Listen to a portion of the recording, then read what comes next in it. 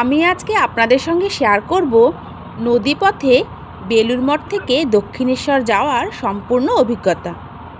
নমস্কার বন্ধুরা, আমি Indrani, Soma kitchen with travel ব্লগসে আপনাদের সকলকে স্বাগত। প্রথমেই আমরা বেলুড় মঠ ঘুরে নিয়েছি।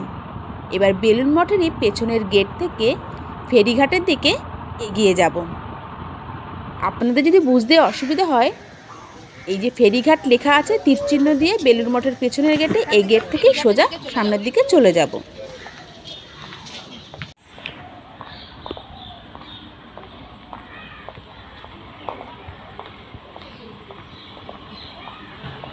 ফেরিঘাট যাওয়ার সম্পূর্ণ রাস্তাটাই অ্যারো চিহ্ন দিয়ে দেখানো আছে। সেই অ্যারো চিহ্ন দিয়েই দেখে দেখে আমরা ফেরিঘাটের দিকে এগিয়ে যাব। এসে গেছি আমরা বেলুড় মঠের ফেরিঘাটের টিকিট কাউন্টারে। টিকিট কাউন্টারটা বেশ পরিষ্কার পরিচ্ছন্ন, খুব ভালোভাবে মেনটেন করা। এখান থেকে এবার আমরা দক্ষিণেশ্বর যাওয়ার জন্য টিকিট কেটে নেব।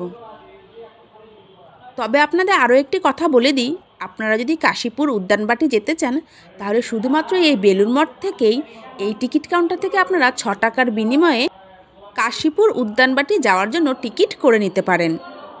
তবে আমরা এখন যাব দক্ষিণেশ্বর, তাই দক্ষিণেশ্বর যাওয়ার জন্য টিকিট করে নেব।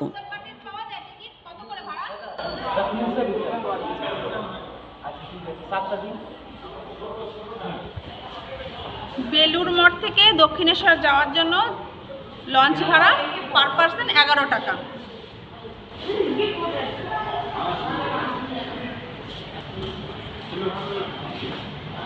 টিকিট তো কাটা হয়ে গেল, এবার লঞ্চে গিয়ে বসার পালা। টিকিট নিয়ে এবার লঞ্চের দিকে এগিয়ে যাব। রাস্তাটা বেশ পরিষ্কার পরিচ্ছন্ন, তবে এখন বেশ নিরিবিলি আছে। আসুন সামনের দিকটায় কী কী প্রসেসিং আছে এটা দেখিয়ে দিচ্ছি।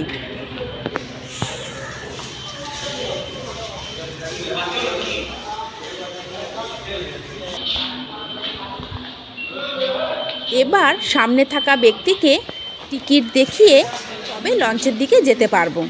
টিকিটটা দিয়ে দিলাম, টিকিট স্ক্যান হবে, তারপরই গেট ওপেন হয়।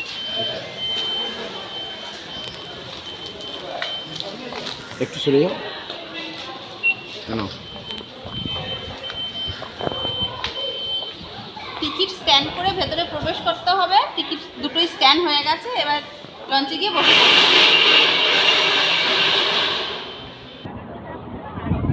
Up and down. A side থেকে গিয়ে আমরা বসবো, আর ও সাইড থেকে লঞ্চটা আসলো, সেজন্য নেমে সামনে যাত্রীরা এবার বেলুড় মঠের দিকে যাচ্ছে। একদিনে আপনারা চাইলে বেলুড় মঠ ঘুরে এভাবে লঞ্চের টিকিট কেটে দক্ষিণেশ্বরও ঘুরে নিতে পারেন।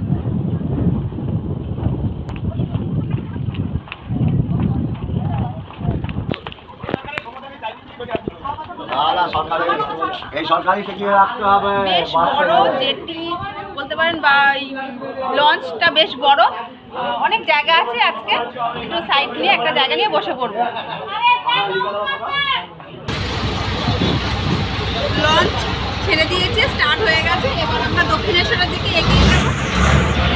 তবে আপনারা যদি অন্য সময় আসেন, যেমন দুর্গা পুজো বা যে কোনো অকেশন পারবা, তখন খুব লঞ্চে ভিড় হয়। এখন কোনো অকেশন নেই, তার জন্য বেশ হালকা হালকা। আর এই গঙ্গাবক্ষে লঞ্চে ঘুরে করে যাওয়াটা সত্যি রোমাঞ্চকর।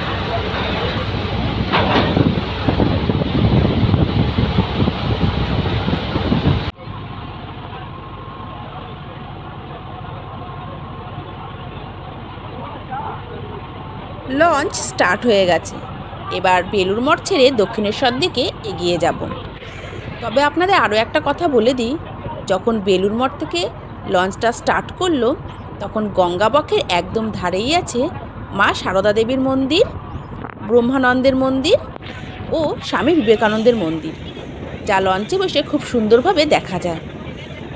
সমগ্র বেলুড় মঠটা এই লঞ্চে বসে আপনারা দেখে নিতে পারবেন। এবার লঞ্চ সামনের দিকে এগিয়ে যাবে, তবে আপনারা একটুও বোর হবেন না এই লঞ্চে বসে, কারণ গঙ্গাবক্ষের প্রাকৃতিক সৌন্দর্যের সঙ্গে সঙ্গে লঞ্চের মধ্যেই আছে চা, কফি, বিভিন্ন রকম স্ন্যাক্স খাবার।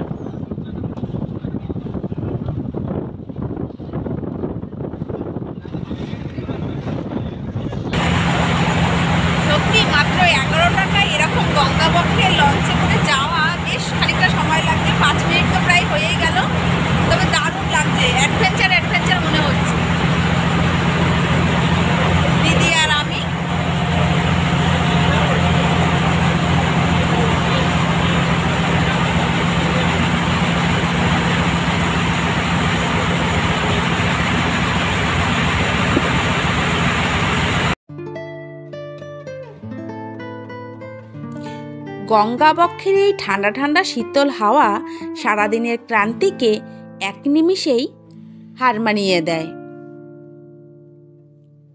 এই প্রাকৃতিক সৌন্দর্য দেখতে দেখতে আপনাদের আরও একটি পাওনা হয়ে থাকে ব্রিজের তলা থেকে লঞ্চে করে যাওয়া। আমার তো প্রথম অভিজ্ঞতা।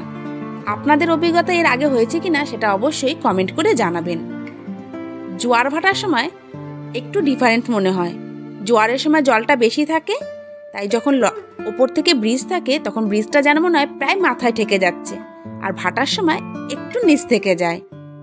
আসুন সেটাও আপনাদের আমি দেখিয়ে দিচ্ছি।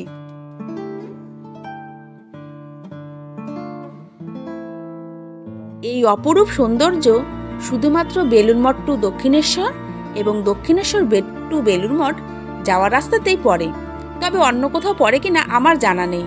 এটা আমার প্রথম অভিজ্ঞতা। দেখতে দেখতে আমরা দক্ষিণেশ্বর লঞ্চ ঘাটের দিকে চলে এসেছি। এবার নামার পালা। তবে আপনাদের আরও একটি কথা বলে দিচ্ছি, যে টিকিটটা আমরা কেটেছিলাম বেলুড় মঠ থেকে, সেই টিকিটটাও মনের ভুলে ফেলবেন না, কারণ এই টিকিট দেখিয়ে তবেই আমরা ফেরিঘাট থেকে বাইরে বেরিয়ে দক্ষিণেশ্বরের দিকে যেতে পারবো। প্রায় 20 মিনিটের যাত্রাপথের এই ভিডিওটি আপনাদের কেমন লাগলো কমেন্ট করে অবশ্যই জানাবেন। ভালো লেগে থাকলে লাইক দেবেন, শেয়ারও করবেন। যদি আমার চ্যানেলে নতুন হয়ে থাকেন অবশ্যই চ্যানেলটিকে সাবস্ক্রাইব করে পাশে থাকা বেল আইকনটি প্রেস করে দেবেন। নতুন নতুন ভিডিও পেতে অবশ্যই আমার চ্যানেলটিকে সাবস্ক্রাইব করে নেবেন।